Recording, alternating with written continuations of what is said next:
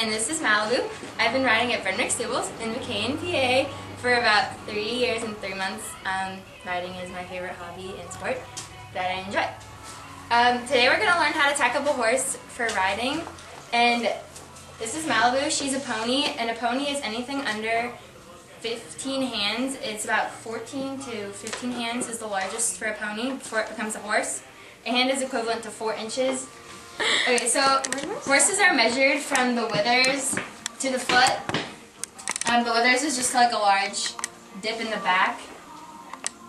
So she's a paint pony, and she's about 8 or 9 years old.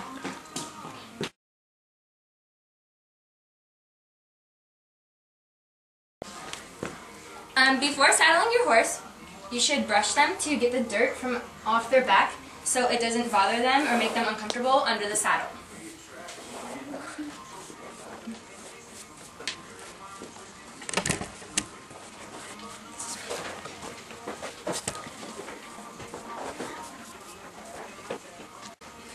The second step to preparing a horse for tacking is picking the feet.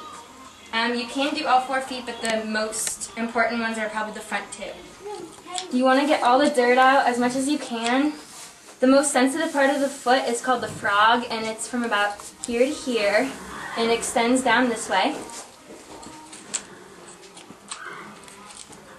Dirt in the foot can cause infection and lameness, which allows you not to be able to ride your horse.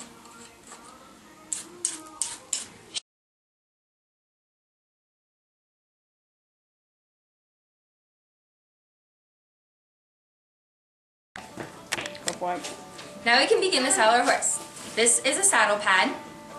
It's the first saddle pad that goes on the horse. It's called a square pad. So we throw it back on her back, nice and gentle, trying not to scare her. It sits high on her withers. So it sits nice and high on the horse's withers. Here's the withers. And we're going to bring it up here and set it nicely. Oh, stay right there. This is a jumper pad, and it's if you're jumping your horse. It also gives extra support and comfort for the back. It also sits high on the withers.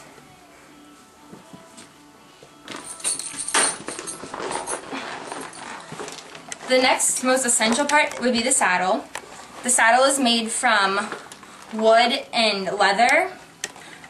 It does have a lot of padding, so it's comfortable. This is an English type saddle, would be like predominantly created in England.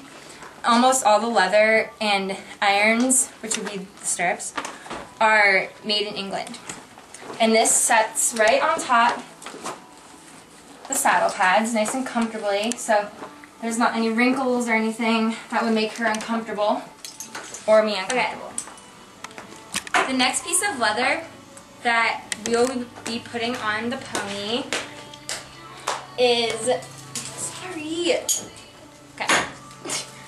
This is a martingale, and it's used to keep the horse from throwing its head in the air, which can be annoying and difficult for the rider. It keeps them in a nice headset. Okay, this is the girth. It's kind of like a belt that people would use, but it keeps the horse's saddle on their back. It goes right under the back, behind the shoulders. Horses don't really like the feeling of the girth being put on. It tickles them, kind of, and they don't enjoy it. The girth has a stretchy side, which makes it easier to fit on the horse. It goes on the left side. So you lift up this saddle flap, which is this first flap, to see these straps. There's the first 2/3 strap, and you always use the 2 outside straps. And she's walking away. The middle strap is just in case. You put it on like the first or second notch.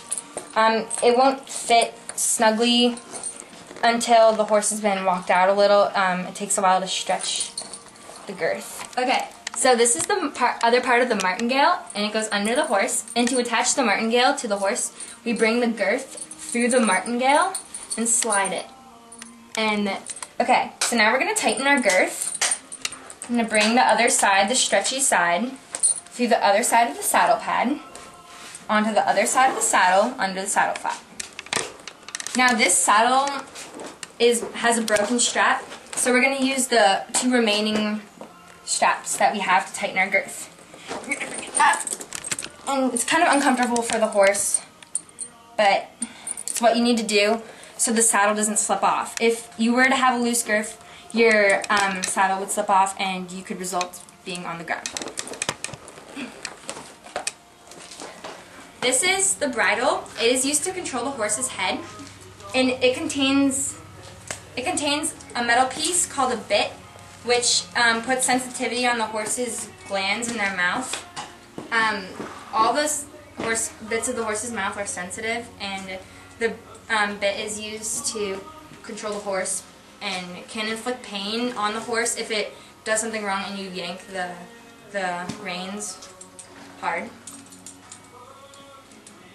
So the first step is putting the reins over the head, so you have control of the horse. And you remove the halter, which is used to hold the horse in place. You bring the bridle up so it's near the horse's mouth, and the bit is by the horse's mouth because that's the part that goes in the horse's mouth. And you gently guide the horse's bit into its mouth and bring its ears through the headband. While Malibu does not like this very much at all, it is not comfortable for many horses. You get her forelock out of the way, which is this hair in front of her forehead. This is a forelock. And you pull it out nicely so there isn't any like tugging on her hair because it makes it uncomfortable. This is the brow band, and this is your nose band. You tighten the nose band. Okay, go ahead. This is the nose band, this is the brow band, and this is the cheek strap. And we're all going to connect them together, the parts at least. Okay, so we take our martingale, which keeps our horse from throwing its head, and we put it through the nose band and tighten your nose band.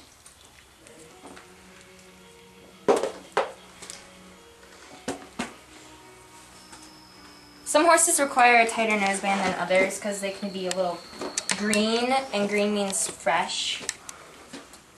This is the cheek strap, and we're going to tighten the cheek strap so we have a little bit of room. About a fist or a hand can fit through your cheek strap, but then again it all depends on the horse and how crazy it is or how fresh it is. Alright. And here you have your fully saddled horse with the bridle, the martingale, which is not required for all horses, and the saddle, and the girth. And just to be safe, we're going to tighten the girth a little more. Oh, Jesus. And now we have our saddled horse and we are ready to ride. And all we need is a helmet and a crop. And we're ready to go.